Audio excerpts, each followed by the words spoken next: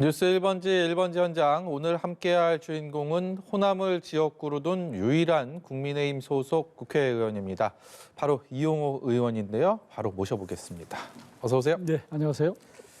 호남, 그러니까 광주, 전남, 전북에 모두 28개 지역구 국회의원이 그 자리가 있던데 27석이 민주당이고요. 한 석이 딱 국민의힘인데 이용호 의원이십니다. 얼마 안 되셨습니다. 네.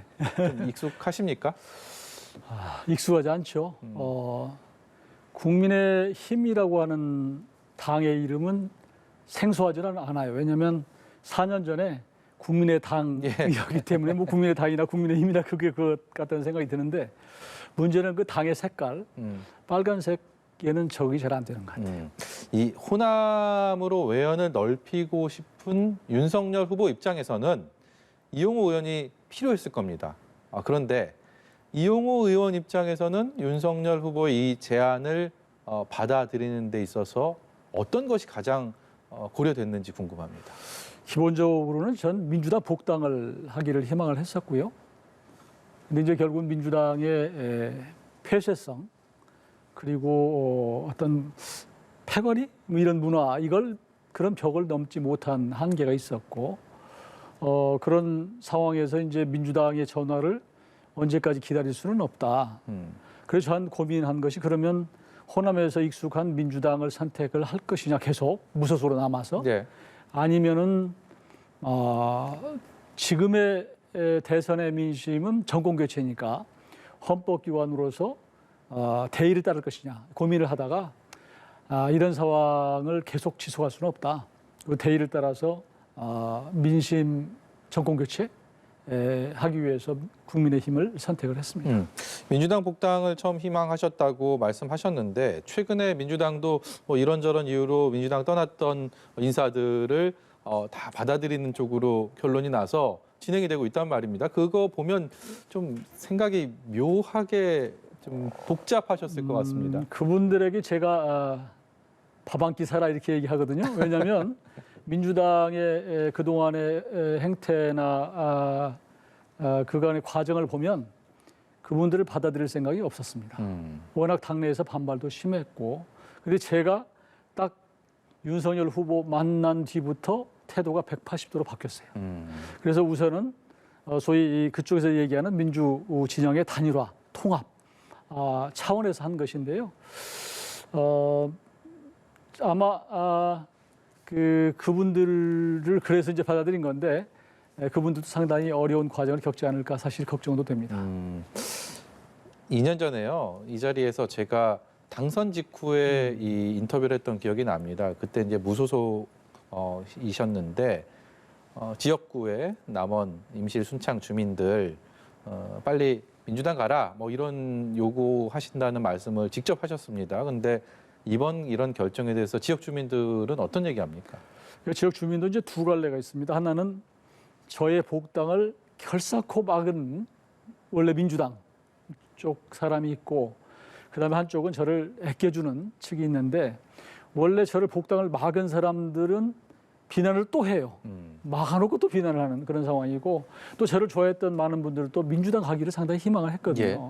그렇지만 그분들이 제가 복당의 그 거부되는 과정을 너무 잘 알아요. 그래서 최근에는 잘했다라고 하는 의견도 상당히 많고요. 초창기 제가 그때만 해도 한 달 전만 해도 이제 윤석열 후보 지지도가 높았기 때문에 예.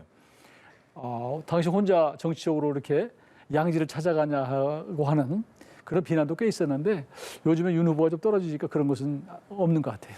지지도가 이렇게 높을 때 말씀처럼 가셨는데요. 이 선대위가 예기치 못한 집안 싸움에 휘말리면서 그야말로 난파선 상황까지 갔고요. 결국은 해체가 됐습니다. 당대표와 대선 후보 간의 이 초유의 갈등까지 지금은 봉합이 됐는데 그 과정들을 쭉 지켜보시면서 누구보다도 복잡한 심경이셨을 것 같아요. 제가 그걸 보면서 야, 어느 당이나 이게 비슷하구나. 그리고 저는 명분을 찾아서 그러니까 정권 교체라고 하는 명분을 찾아서 왔는데 그러면 정권 교체도 못하면 이거 뭐냐. 예. 그러면 아마 제일 우습게 되는 게 후보 뭐 당대표, 그 다음에 저 같아요. 그래서 그 당시에 내홍 상태를 보면서 저 개인적으로는 굉장히 참담했죠. 이 내용을 근데 봉합하는 과정에서 이 의원께서 큰 역할을 하셨다는 얘기를 들었습니다. 큰 역할이라기보다는 이준석 대표와 윤 후보 사이에 어떤 그 신뢰가 거의 깨져 있더라고요. 그래서 그런데 그 양쪽 다 정권 교체라고 하는 절명의 어떤 이건 같아요. 근데 왜 신뢰가 깨졌을까? 그래서 저는 하여튼 어떻게든지 두 분을 연결시키기 위해서 노력을 했고 예. 마지막에 이제 그 이 대표를 그러면 사퇴를 시키자라고 하는 윤 후보 쪽의 사람들이 있었고 네.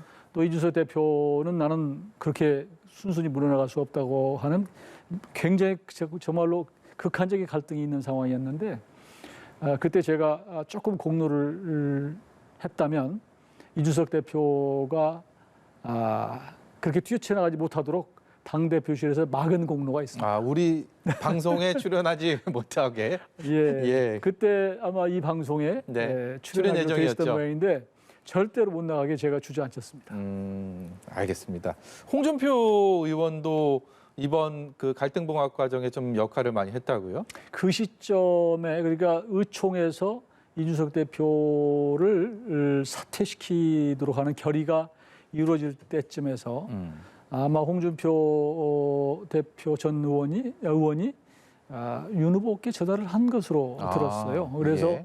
절대로 이준석 대표를 내치면 대선의 승리가 난망하다라고 하는 메시지를 주었고 또 그런저런 여러분들의 노력에 의해서 우리 이제 이준석 대표도 또한 냉정을 찾았고 또 의원들도 이것은 우리가 같은 배를 탄 것인데 해서 그때 수습이 극적으로 이루어진 것으로 알고 있습니다. 예, 이 뒷얘기를 들으니까 재미있습니다. 그 당시에는 정말 마음을 많이 졸이셨을 텐데 윤석열 후보 이제 호남에 관한 인식에 대한 얘기 좀 해보도록 하겠습니다. 대화를 나눠 보셨을 거 아닙니까? 이 예. 호남에 관련해서 민심을 얻기 위한 노력들 뭐 지금 계속 해 왔는데 어떻게 평가하십니까?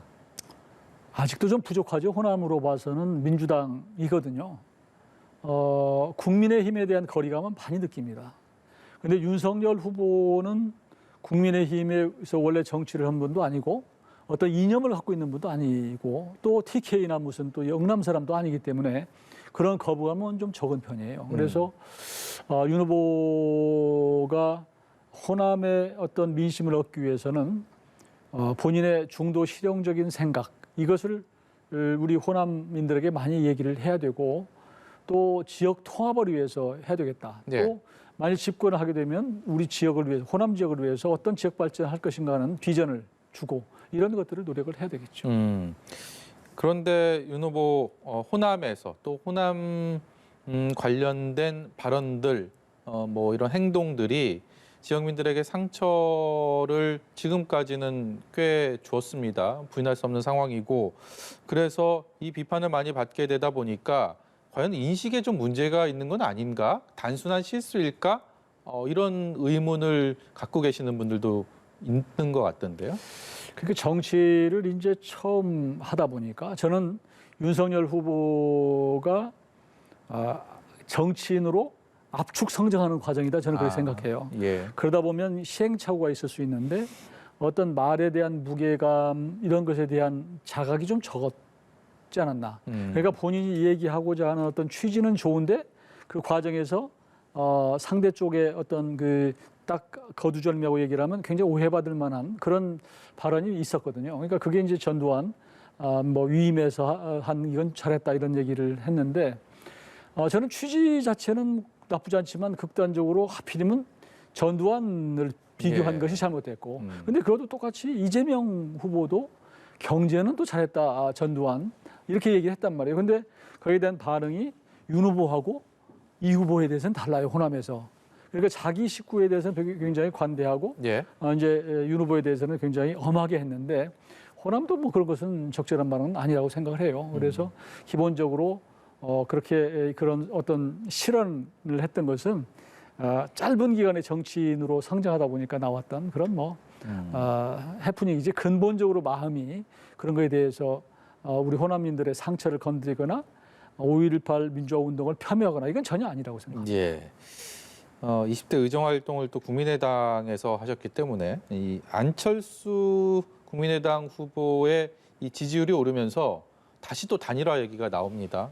이 여기에 대해서 다 선긋기를 하고 있는데 필요성 그리고 실현 가능성에 대해서 어떻게 생각하십니까? 저는 결국은 되리라고 생각을 하는데요. 문제는 제기하기에는 지금이 굉장히 빠릅니다.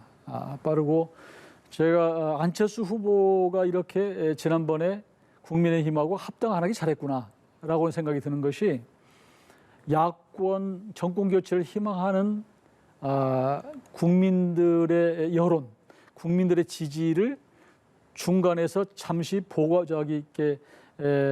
보관해주는 유수지 같은 역할을 안철수 후보가 하는 것 같아요. 네. 그러니까 이재명 후보한테 넘어가지 않고 중간에서 잠깐 머물렀다가 다시 돌아오게 되는 역할을 하기 때문에 최근에 국민의힘에서 있었던 여러 가지 내홍 상태 때문에 잠깐 떠났던 이게 다시 이제 정상화되는 게 이달 말 정도가 되지 않을까. 그때 여론 그 상황을 봐야지 단일화 여부를 볼 수 있을 텐데요. 그렇지만 선거라고 하는 것은 아무리 이기고 있어도 단 한 표라도 더 이기기 위해서 노력해야지 승리하는 거거든요. 그런 차원에서 저는 단일화는 반드시 해야 된다고 생각을 합니다. 마지막으로요. 짧은 정치 경륜 그리고 거듭되는 실수 그리고 검사티를 벗지 못한 이런 것들이 윤석열 후보를 따라다니는 부정적인 수식어들입니다. 그럼에도 불구하고 윤석열 후보가 대통령이 돼야 하는 이유 무엇이라고 생각하십니까?